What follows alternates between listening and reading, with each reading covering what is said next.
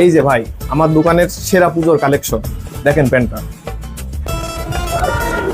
এই শোন, এটা কিন্তু এই বাজারের খুব ভালো একটা দোকান। এই দোকানে জামা কাপড়ের দাম একটু বেশি, কিন্তু কাপড় অনেক ভালো। আমার কাছ থেকেও এখানে দাম বেশি নাই, কিন্তু দাম বেশি নিলেও কোনো সময় ঠকবি না। দেখ, ভালো করে দেখ। ভাইয়া এই প্যান্টের দাম কত? আরে ভাই, আপনি আমার পরিচিত কাস্টমার, আপনার কাছ থেকে বেশি দাম নেওয়া যায় নাকি? কিনা দামই দেন 3200 টাকা। আরে ভাই এর দাম এত নাকি? রাখেন, 300 টাকা দিচ্ছি, দিয়ে দেন। এই গেছে গেছে গেছে রে, মান সম্মান সব শেষ করে দিয়েছে রে। কি একটা ছেঁচড়া বন্ধন নিয়ে আসলাম।